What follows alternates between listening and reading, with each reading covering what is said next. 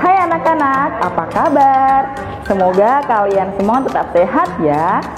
Berjumpa lagi bersama dengan Bu Adis di sini. Nah anak-anak, kali ini Bu Adis akan mengajak kalian untuk belajar tentang materi kelas 6. Tema 1, selamatkan makhluk hidup. Subtema 3, ayo selamatkan hewan dan tumbuhan. Oh ya anak-anak, sebelum kita mulai belajar, jangan lupa subscribe, tekan tanda loncengnya, like, share, dan komen ya. Nah, kalian pasti sudah penasaran kan?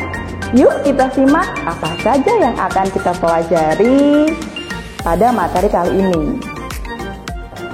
Dengan tujuan pembelajaran yaitu dengan mengamati, kalian mampu untuk menyebutkan cara melestarikan hewan dan tumbuhan, mampu untuk menyebutkan cara perkembangbiakan vegetatif dan generatif, dan dengan mengamati, kalian juga mampu untuk menyebutkan karakteristik geografis negara-negara ASEAN, dan dengan mengamati pula, kalian mampu untuk membuat simpulan dalam teks bacaan. Oke anak-anak, kita mulai belajarnya ya. Dalam subtema ini, kalian akan mempelajari tentang hewan dan tumbuhan langka dan hampir punah. Sebelumnya, Bu Adis akan memperlihatkan beberapa gambar hewan langka. Nah, anak-anak, dapatkah kalian menyebutkan nama-nama hewan tersebut? Ada harimau dari Sumatera, ada orangutan dari Kalimantan, badak bercula 1 dari Ujung Kulon, dan jalak Bali. Nah, hewan-hewan ini adalah hewan-hewan yang terancam punah. Apakah kalian tahu apa saja yang mengakibatkan kelangkaan hewan tersebut? Yang pertama, karena hilangnya habitat hewan. Nah, ini menjadi penyebab utama ya anak-anak. Hutan sebagai tempat mereka tinggal kini ditebang dan digubah menjadi perkotaan. Perburuan liar juga menjadi penyebab punahnya hewan. Nah, keindahan hewan langka membuat orang ingin memburunya. Kemudian yang ketiga, kemampuan hewan bereproduksi yang sangat rendah. Seperti badak Jawa misalnya, yang hanya bisa melahirkan 1 anak dalam 4-5 tahun. Oh ya anak-anak, kelangkaan juga terjadi pada tumbuhan ya. Nah, sekarang coba kalian lihat gambar-gambar tumbuhan yang Bu Adis akan perlihatkan sebagai berikut ya. Ada Adelwis Jawa, cendana, Rafflesia Arnold, dan kantong semar. Nah anak-anak, Penyebab dari kelangkaan tumbuhan juga hampir sama dengan hewan. Jika hewan dan tumbuhan punah, maka rantai makanan dalam ekosistem juga akan terganggu. Hal itu tentu akan berpengaruh kepada manusia ya anak-anak. Oleh karena itu, manusia perlu menjaga kelestarian hewan dan tumbuhan dengan cara yang pertama, menghentikan penebangan liar. Kemudian, membuat konservasi hewan di tempat aslinya. Yang ketiga, melakukan reboisasi atau penanaman hutan kembali. Dan yang keempat, mengembangbiakan hewan dan tumbuhan secara in situ dan ex situ. Nah, anak-anak, apa itu in situ dan ex situ? In situ artinya hewan tetap berada di habitat aslinya, seperti Taman Nasional, Cagar Alam, Suaka Marga Satwa, dan hutan lindung. Ex situ artinya hewan dapat hidup di luar habitat aslinya, seperti kebun raya, kebun binatang, dan taman safari. Selain cara-cara tersebut, kita juga bisa membantu hewan dan tumbuhan untuk berkembang biak. Nah, perkembangbiakan tumbuhan itu dapat dilakukan dengan perkembangbiakan alami dan perkembangbiakan buatan. Perkembangbiakan tumbuhan secara alami dapat dilakukan dengan cara vegetatif dan generatif. Perkembangbiakan buatan dapat dilakukan dengan cara mencangkok, stek batang, dan menyambung. Nah, anak-anak, hewan dan tumbuhan yang langka tidak hanya dimiliki oleh satu negara ya. Melindungi hewan dan tumbuhan merupakan tanggung jawab dunia, terutama negara-negara di kawasan Asia Tenggara yang bernaung di bawah ASEAN. Kondisi geografis negara ASEAN yang hampir sama menyebabkan banyak persamaan pula dari sisi budaya, flora dan fauna, kegiatan ekonomi, dan kegiatan politiknya. Nah, anak-anak, sekarang mari kita lihat letak geografis ASEAN ya. Letak geografis Asia Tenggara berada di antara 3 perairan, yaitu Samudra Pasifik di bagian timur, Laut Cina Selatan di bagian utara, Samudra Hindia, dan Teluk Benggala di bagian barat. Lalu daerah daratannya, wilayah Asia Tenggara terbagi menjadi 2 daratan. Pada bagian barat, wilayahnya berbentuk semenanjung. Ada Myanmar, Thailand, Laos, Kamboja, Vietnam, dan Malaysia Barat. Dan di bagian timur, daratannya berbentuk gugusan kepulauan.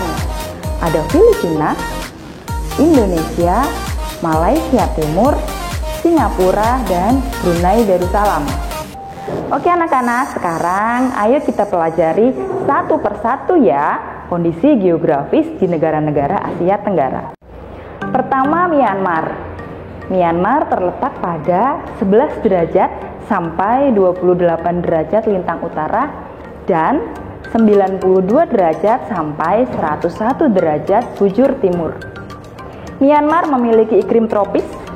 Negara ini terbentuk dari 2 lipatan pegunungan di sebelah barat dan sebuah patahan di sebelah timur. Yang keduanya berjajar dari utara ke selatan. Jajaran di sebelah barat meliputi Pegunungan Leta, Bukit Chin, Pegunungan Arakanyoma yang meliputi hutan yang lebat. Yang berikutnya Thailand. Thailand terletak pada 6 derajat sampai 21 derajat lintang utara dan 97 sampai 106 derajat bujur timur. Thailand memiliki iklim tropis dan negara ini terdiri dari permukaan tanah yang dilewati aliran sungai di bagian tengahnya. Di sebelah utara dan di sebelah selatan, bagian besar terdiri dari bukit dan daratan, yang menjadi pusat kegiatan membentuk daerah dataran rendah di aliran Sungai Chao Phraya.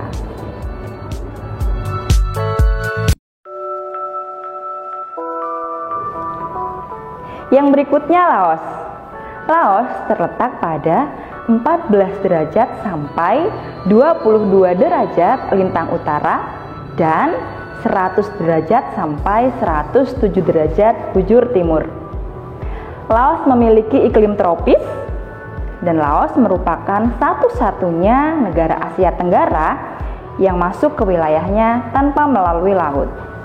Sebagian besar wilayah Laos adalah daerah pegunungan dan wilayah lainnya adalah dataran tinggi.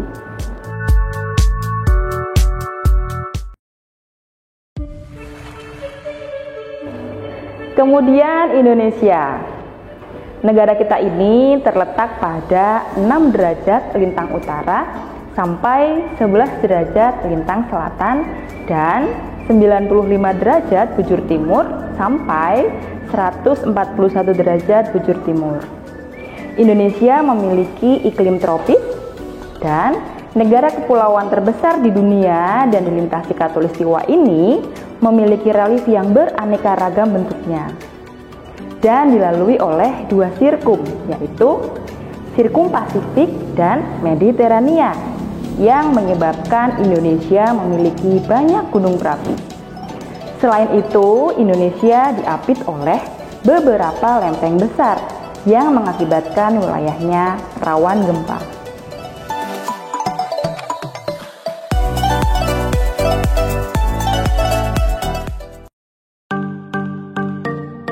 Kemudian Filipina.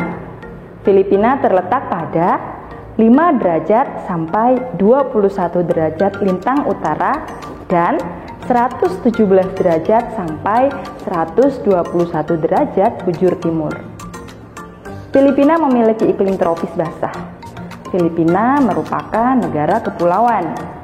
Yang termasuk pulau besar adalah Pulau Luzon dan Pulau Mindanao. Filipina banyak memiliki gunung berapi yang masih aktif, dan negara ini dilalui oleh deretan pegunungan Sirkum Pasifik. Yang keenam, Vietnam. Vietnam terletak pada 8 derajat lintang utara sampai 22 derajat lintang utara dan 104 derajat sampai 108 derajat bujur timur.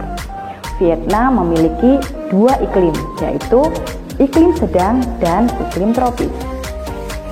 Secara geografis, Vietnam terdiri dari 5 wilayah. Wilayah pertama, daerah pegunungan utara. Yang kedua, delta Sungai Merah. Yang ketiga, barisan pegunungan Annam yang berhubungan dengan Vietnam Utara dan Selatan. Kemudian yang keempat, garis pesisir pantai yang sempit antara barisan pegunungan Annamite dan Laut Cina Selatan. Dan yang kelima yaitu delta Sungai Mekong di sebelah selatan Vietnam.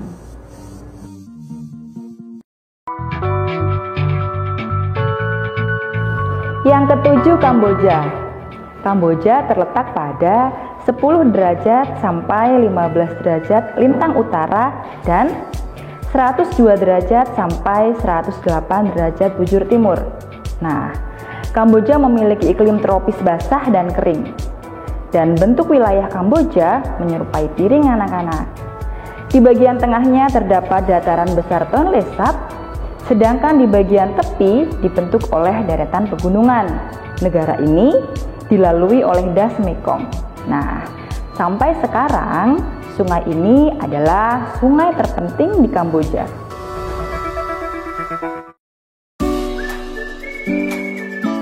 Yang berikutnya yaitu Brunei Darussalam.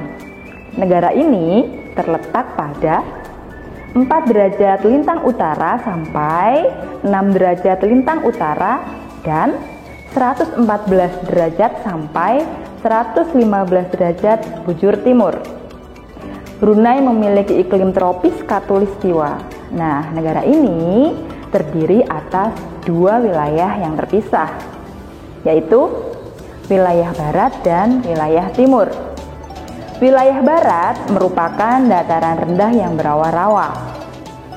Pantai di bagian utara Brunei merupakan daerah dataran yang luas dan wilayah ini terdapat Teluk Brunei.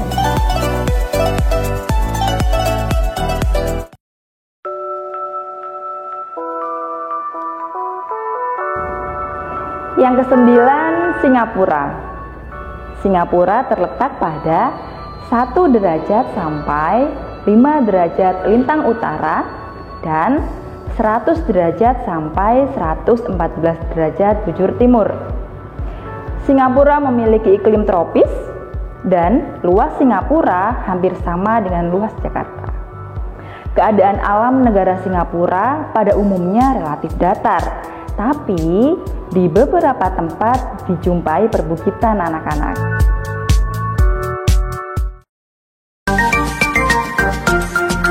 Yang terakhir ada Malaysia.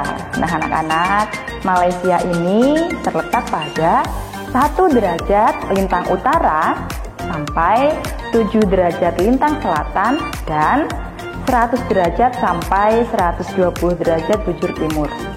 Malaysia memiliki iklim tropis khatulistiwa dan Malaysia terdiri atas 2 kawasan utama anak-anak, yaitu Malaysia Barat yang meliputi bentukan pegunungan, sedangkan Malaysia Timur meliputi wilayah yang sempit, berawa-rawa, dan sungai yang pendek dan berkelok. Oh iya anak-anak, seperti yang kita sudah pelajari tadi ya, bahwa setiap negara-negara Asia Tenggara itu memiliki banyak keanekaragaman baik hewan maupun tumbuhan. Nah, Bu Adis mempunyai teks bacaan tentang tumbuhan.